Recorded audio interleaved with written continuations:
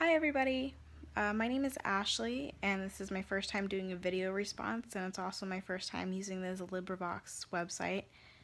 When I first went on it, I had kind of a hard time finding a story that I thought would interest me and that was also in English and not Mandarin or French or something.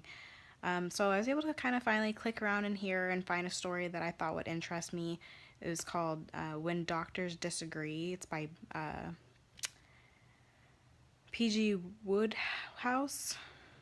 Um, so this first question, what do I think about the LibriVox project, and why do I think they're doing this? I think this is a really cool thing that people are doing where, they get people to volunteer to read stories and books. That way we can listen to them as audiobooks. Like was commented in here that some people listen to them while they're driving. Personally, I think I might get a little bit distracted, so I don't know if I would do that. But I think it's a great thing because, reading a book isn't always ideal. Um, I found this story by going in here and clicking in the English language. And then I went and just kind of scrolled around and I found one that led me to this other page. And I just thought that that was one that would probably interest me the most. It was around our time frame that it had to be within.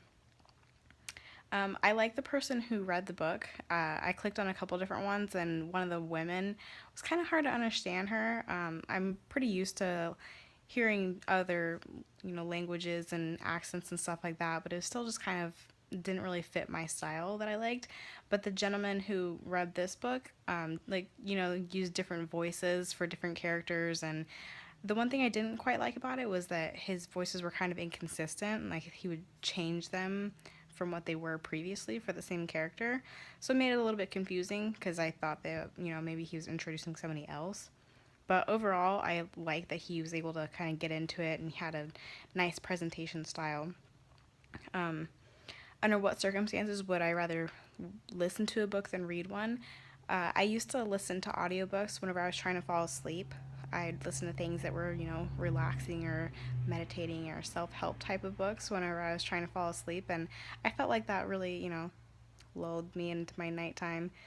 And, like I said, I don't know if I would necessarily listen to a book while I was reading, but I have listened to an audiobook as a passenger in a car. Um,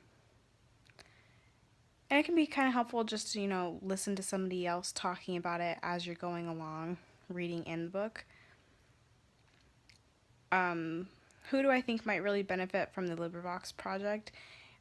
Some people are so busy that they don't have time to sit down and read, but they enjoy the stories. And there's also those people who can't afford books or, you know, these tablets and stuff like that that people use to read books. I feel like books have gotten a lot cheaper than they used to be, seeing how they're, less and less prevalent in our age.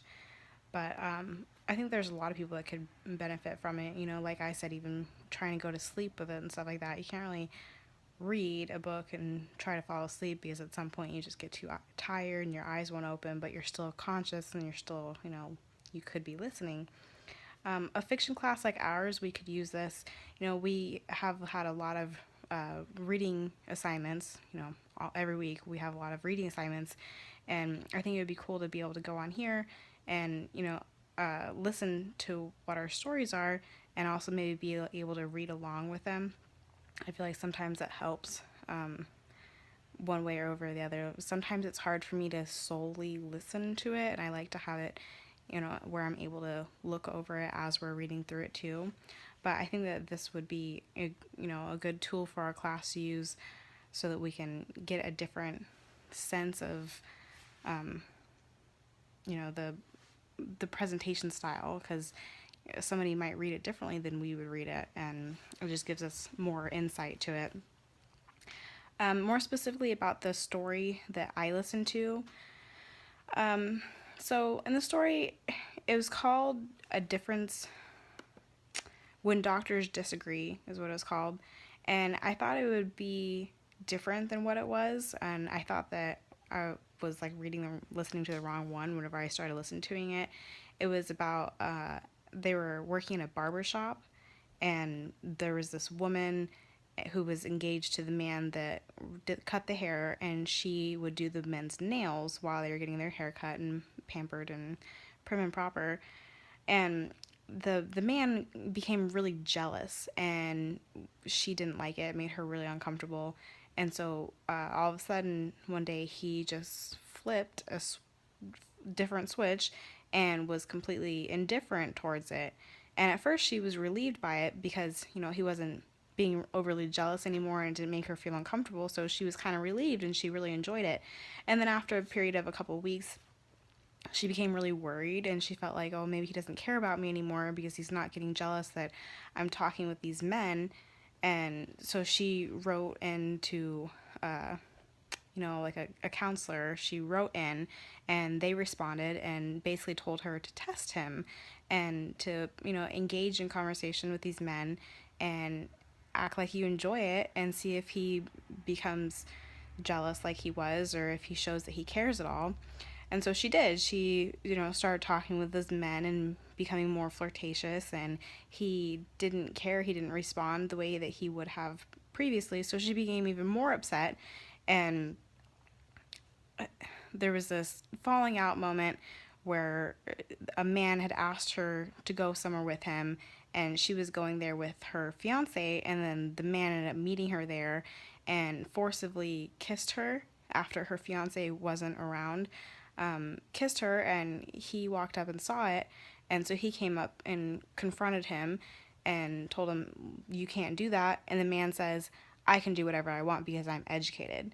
And this was, I don't know exactly when it was written, but it was written a long time ago, and it's crazy how relevant it is right now given our upcoming election and men thinking that they can do whatever they want.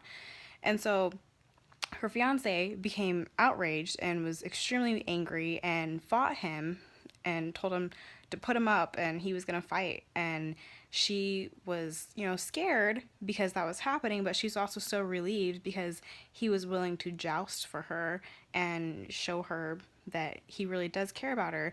And so he's angry at the end of it, and he's walking away, and he tells her, get away from me. And she's like, no, there was confusion. And she explained to him that she had written in and that the doctor told her to essentially test him. And so he pulls out a piece of paper and shows that he had written into somewhere else, another doctor, and they had told him that jealousy was the worst thing that he could do and that no woman wants that, and that he needed to man up and be able to handle her enjoying conversations with other men. And so that's where his attitude changed, and it was really hard for him, and he couldn't always cope with it very well, but he was determined to smile and keep a good positive outlook for her so that she would be happy.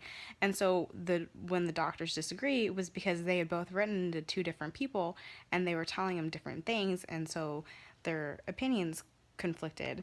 And I think this kind of relates to the allegory of the cave because they're going through this period of weeks where they're only seeing what's in front of them. She's only seeing, oh, he's not jealous anymore, and he's only seeing, oh my gosh, she's flirting with more men.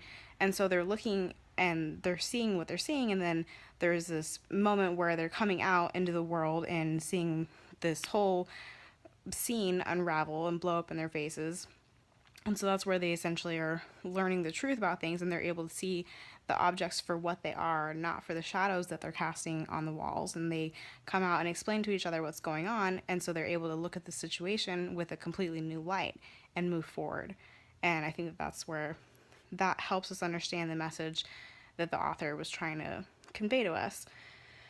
The message in the story, with an eye of determining what audience might benefit the most from reading the story, I think that something that people would benefit the most from is knowing that what somebody else thinks may be right may not be right for your situation, and you can't go off of what other people think. These doctors are telling them two different things, and it ultimately spells more conflict for their relationship, and they are going through and trying to figure out what to do through what the doctors are saying, when really they could have just talked to each other about it and came up with a solution. So I think one of the messages that I got from it is just to be able to, make the decisions that are right for your life and to be able to work through those things with the people that are relevant to your life and who know what's going on, and not just some doctor that's getting paid to write out to customers that are, having issues. So I think that this was a pretty cool response this week. I mean, I agree that online classes can be really impersonal, so it was cool to have an opportunity to have a different type of response. The Librivox thing, I think it's a great project, but like I said, I like to be able to kind of see what I'm reading also, so it was hard for me to get into the stories, and it took a couple tries for me to find one that I felt like I could listen to. And this one is a pretty good one, so I'll see you guys next week.